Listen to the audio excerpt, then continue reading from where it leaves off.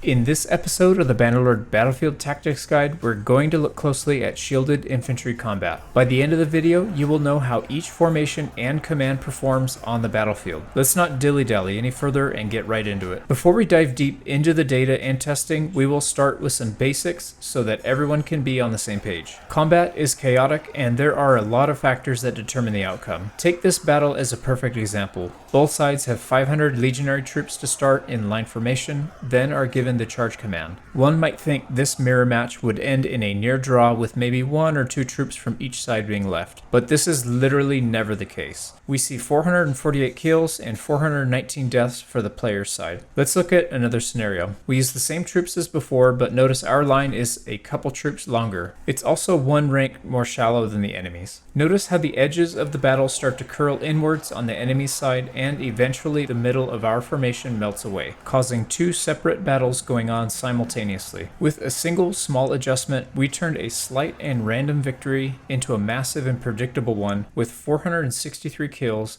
and only 327 deaths. One final example. One side has a massive length advantage while the other has a massive depth advantage. The center of the long line tears almost immediately and a massive troop number gap begins to form, with the flanking party losing by a landslide. In making this video, I tested nearly 1,000 battles and found several useful patterns. However, as with many things in life, there is a massive element of randomness to each battle. If we match our enemy, then we are flipping a coin at best. Even with a small advantage, the wild swings of RNG can cause us to lose still. It is only by having a massive advantage that we can guarantee a win. Now for the real deal, starting with line formation. First, we test holding our ground by issuing no commands. The fighting is very close and we can see the troop count for each side is within 5 of each other for most of the fight. It's right here that we see the tipping point. One side has lost most of their morale and their troops begin to flee, which results in more casualties and even more fleeing. The snowball has begun. Looking at the data using the setup, we see a 0% win rate and 0.75 KDR. This is not a viable tactic to use. Next, we test the mirror matchup to get a baseline for comparison later. Both sides use line formation and charge orders.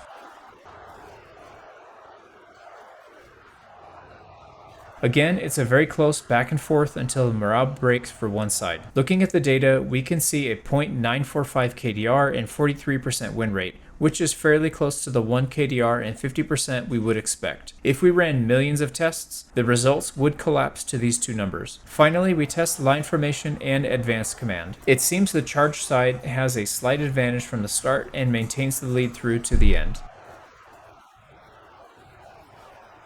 The numbers tell the tale of chaos and randomness in battle. At 0.691 KDR and 6% win rate, it's slightly worse in KDR from holding ground, but better in win rate. In summary, standing ground and advancing are not efficient while in line formation, so it's best to avoid them and use the charge command. Next up, shield wall testing. The results here were shocking, so brace yourselves. Starting off with standing ground, we see the shield wall pull off to an early lead, which only gets better as the battle goes on.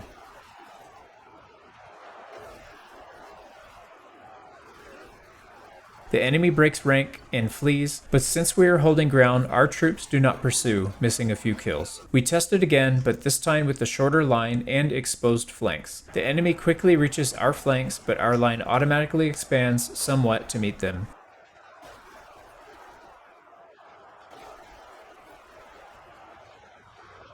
Our line holds the center, but both flanks are destroyed. If we were to give the charge command when our center troops go idle, the results would be much better.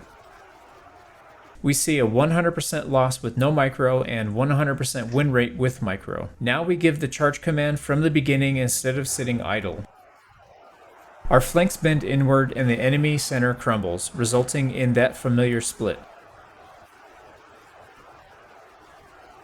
We see a significant increase in results here, 1.09 KDR and a 93% win rate. Finally, we test advanced command in shield wall formation. Advanced command once again tries to maintain the shape of the formation and gives ground readily to do so.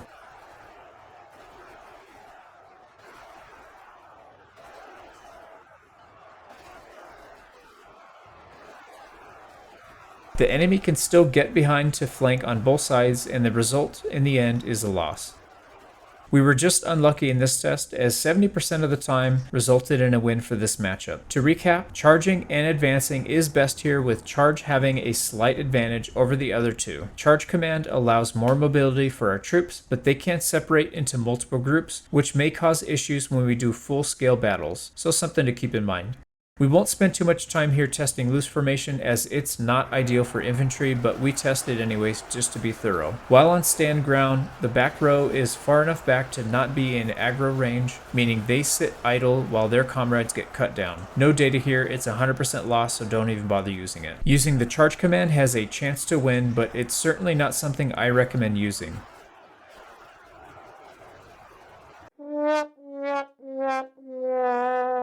The only reason I included this battle was because it visually demonstrates how the advanced command works. Only the first couple of rows engage at a time, with the rest of the formation maintaining their distance in the rear. This is certainly not conducive to winning a battle, as we see a loss 100% of the time.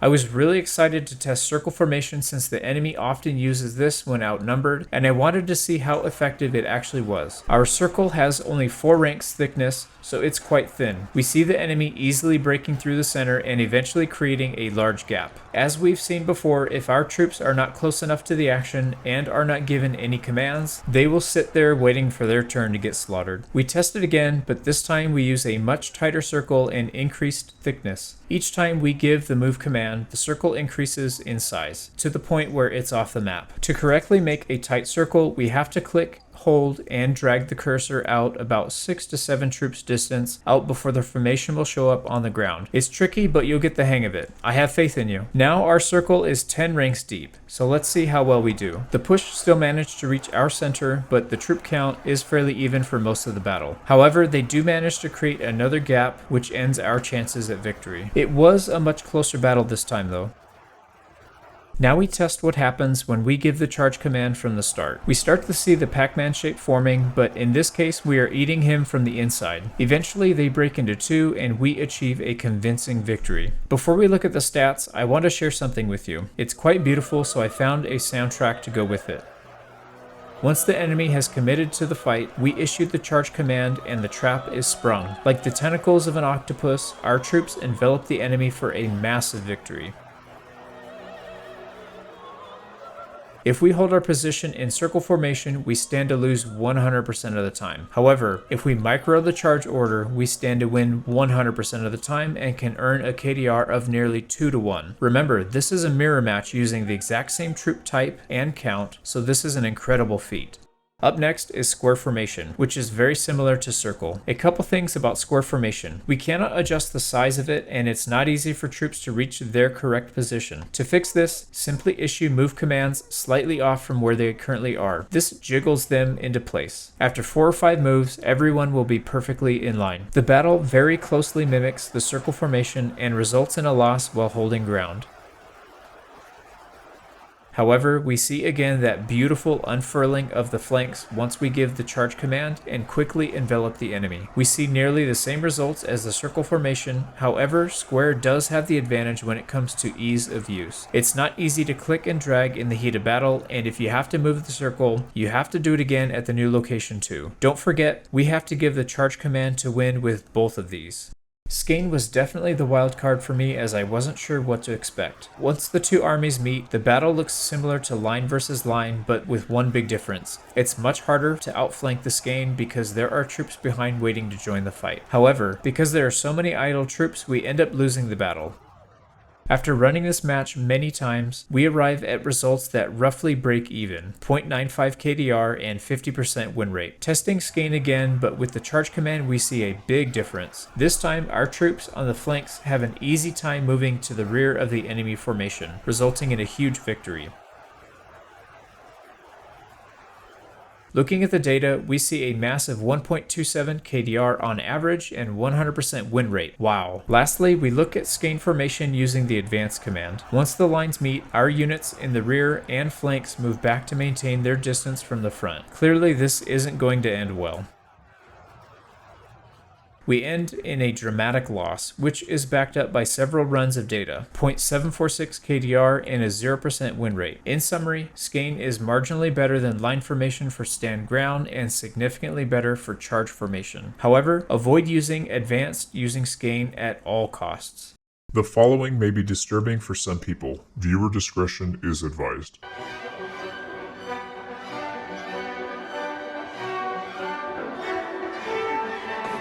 What? Bro, what are you talking about, man? Bro, I'm out, man. Don't use column formation for melee combat, ever.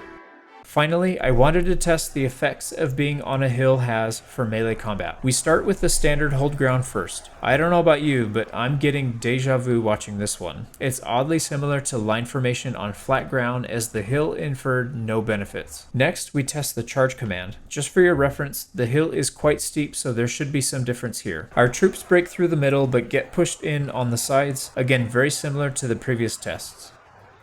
The KDR is similar to line formation on flat as well, but the win rate is slightly lower. I think running many more tests would show the results converging to the same results as flat ground. Lastly, we test advanced command and get stomped. Once again, mirroring line on flat terrain. No summary needed here. Hills do not give any advantage or disadvantage to melee combat. Let's do a final recap before we move on to the bonus section. For line formation, avoid standing ground or advanced command. Charge is the best here, but falls well short of other options. Shield wall produced the most consistent results out of all formations. Standing ground loses every time without micro and wins every time with micro. Charge and advanced both work well, with charge being the preferred method. Loose is terrible for melee combat, avoid it when possible. Both circle and square formation are the best of the bunch when on defense. With proper micro, they can absolutely devastate the enemy line. Skein performed better than line formation in all tests, with charge giving incredible results. Don't use column formation for melee fighting, and hills don't provide any benefit or disadvantage, so save them for the ranged units.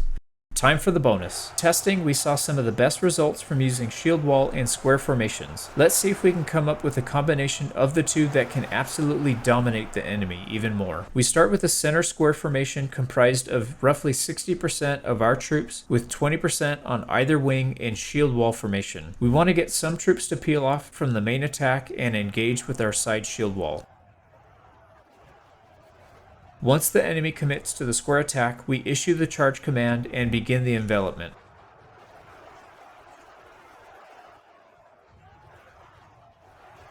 We completely surround the enemy, but our center has weakened so much that it breaks in half. We still come out on top with a significant win, but it's on par with using a single square formation by itself. This time we move our flanks further back and leave them in line formation, giving more speed and mobility. We will allow the enemy to commit to the square and then wrap around to completely encircle them.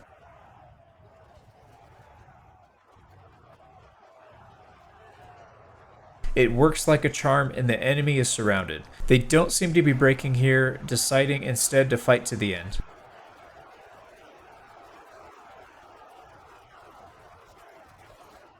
We take significantly more casualties here and would have been better off with a single square. It seems the enemy troops take morale damage when they sit behind in close proximity to the front, which adds up and causes a rout eventually. By spreading their lines on four sides, they take more casualties, but also deal more casualties, which even out their morale. For the final test, we will try to get them to bunch up, limiting the size of their front and causing massive morale damage to the troops behind them. We move our flanks up as the enemy line approaches.